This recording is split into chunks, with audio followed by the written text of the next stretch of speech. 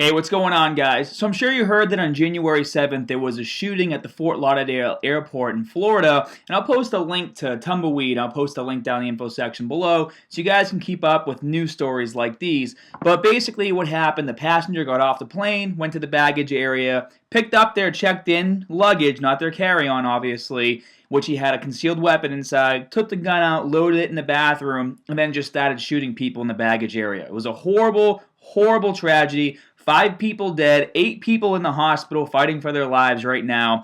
It's just stuff like this shouldn't happen anymore. It's just disgusting, like things that are happening in our country, especially over the last year. And I'm sure you guys can agree with that. But I started to dig more into this story because, like you guys, I travel a lot. My wife just left today on a work trip, Like airports is a place that I frequent often, and I automatically assume that this was a terrorist attack. So it's been a story that I've been paying really close attention to. And the more I pay attention to it, the more I'm starting to realize that there's a bigger issue here that's not really being addressed.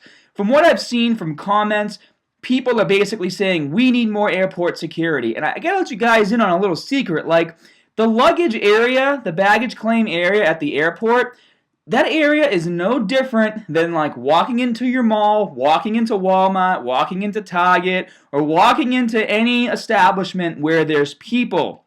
I can understand, obviously, security once you get in the airport before you get to your flights, and obviously that security should be there.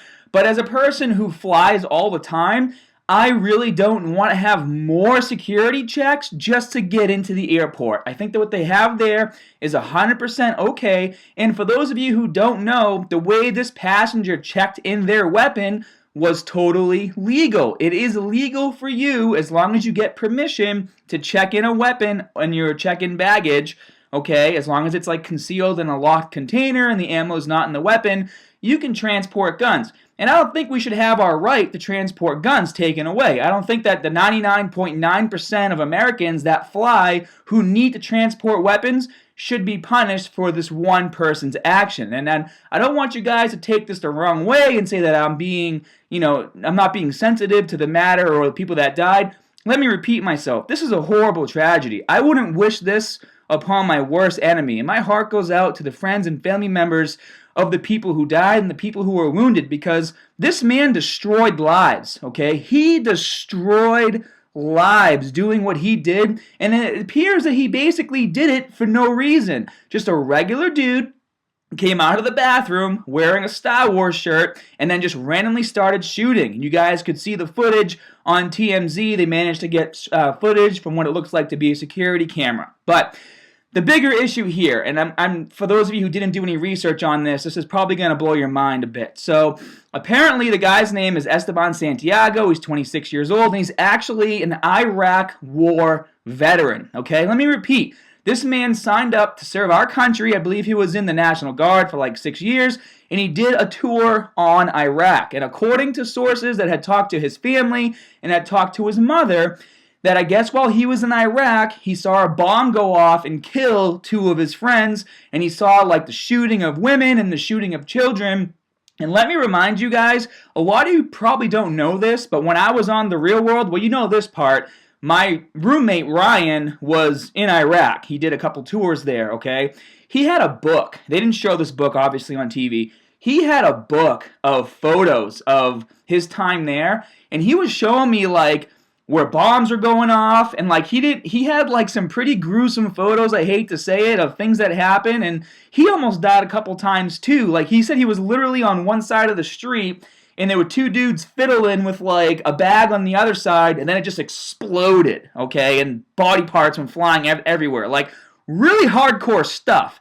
And apparently this guy, Esteban Santiago, saw the same thing, and when he came home, he was damaged goods. He had PTSD.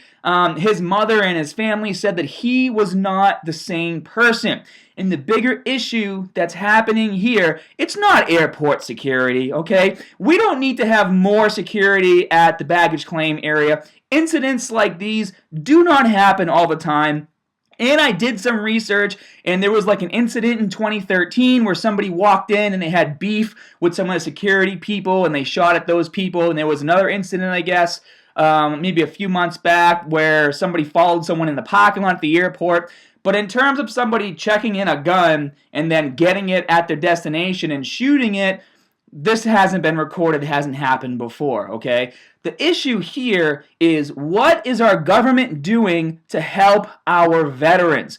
And let me explain to you why. The guy went for a psychiatric exam, or he went to the hospital, I guess, back in November, saying that he was hearing voices in his head telling him to join like an Islamic terrorist cell, basically, okay? So he went through a psych evaluation. He apparently had a pistol on him loaded in his car, which he had obviously a license for. We don't know if it was the gun he used in this shooting, but when he went there to have this evaluation done, they took his gun away from him, obviously, and then they did this psychic evaluation, and then I guess they gave him his gun back in December. So is it the gun he used? It's probably the gun he used. Does it really matter if it's the gun he used? No, it isn't. What matters is, it's no secret in our country that our veterans do not get the proper help they need in order to readjust back to living in society. This guy was in Iraq. He saw women and children being killed. He saw his best friends being blown up. He saw a lot of things that a lot of people mentally just can't handle. Came back home after fighting for his country. We don't know why he was discharged, okay? He said, I guess he was discharged from the army. Who knows? Maybe they discharged him because he didn't want to deal with him, because maybe they already knew he had some problems. At the end of the day, we're never going to know. But from what I'm reading online, it's like all these higher-ups, all these people covering it, like governors or whatever, they're saying, we need to look more into airport security. It's like, no. We need to look into how we treat our veterans when they come back from war and they need help. Because if this guy got the help he needed from our government, chances are he might not have had his gun back, and he would have got the help he needed to try to recover, and he wouldn't have gone to Florida to start randomly shooting his weapon. Like, we really don't know why he did it. They've been interrogating him, and I guess there's nothing. He hasn't admitted to any reason, and if you guys see the footage, he basically just walks out, and from all the testimonies of all the people, he wasn't yelling anything. He wasn't saying, any kind of terrorist things. He kept his mouth shut and just calmly started shooting into the crowd randomly, trying to basically kill as many people as he could until he ran out of ammo. And then when he was done, he just laid down on the ground and spread eagle, and then he basically got arrested. So nothing illegal was done. Okay, let me repeat that. It is legal for you to check a firearm in and take it from place to place. And I don't think, like I said, that our right to transport firearms should be taken away from us because of this incident. I also don't think that we need even more security in the baggage claim area because of this incident, because like I said, guys, there is no difference between the baggage claim area, or what about that story where the kid walked into a church and just started shooting people, okay? It's the same exact kind of scenario. It's an area that's accessible to anyone. Granted, obviously, airports are a hotspot, so maybe tied to security where they're kind of looking around, or maybe they have armed guards.